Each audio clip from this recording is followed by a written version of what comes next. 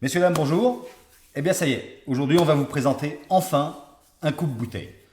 Pendant pas mal d'années, beaucoup de gens nous ont demandé sur les salons à savoir s'il y avait possibilité de couper une bouteille avec le petit diamant qu'on a sur la scie dinosaure. Malheureusement, c'est pas réalisable.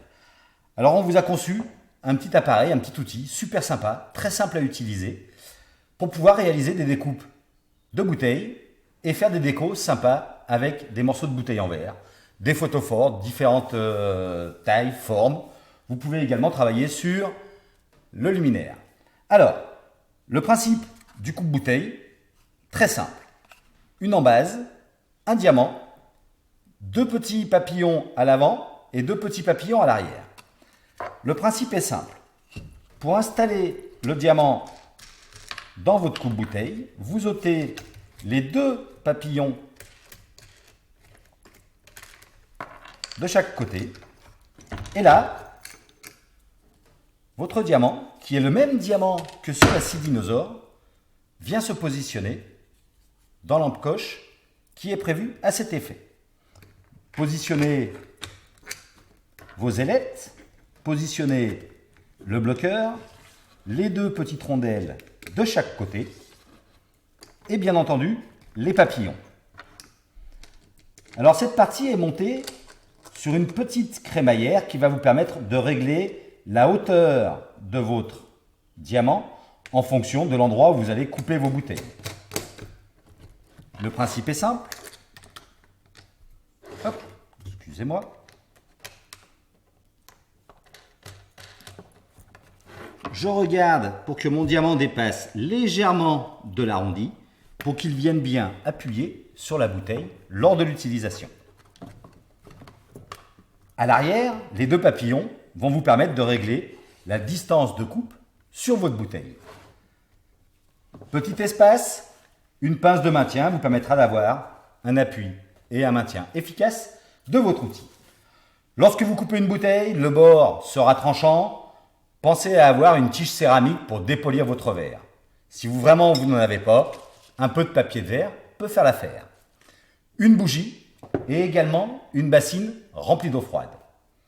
Un petit peu d'alcool à brûler, ça ne vous servira seulement à nettoyer votre bouteille pour enlever tous les résidus de colle dus aux étiquettes. Pour utiliser le coupe-bouteille, très simple. Je positionne le cul de la bouteille sur la partie haute.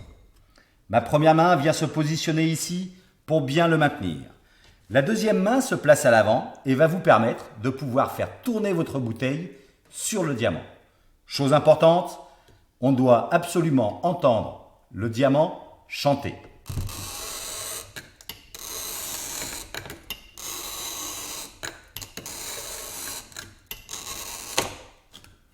Ma bouteille est marquée sur tout le pourtour.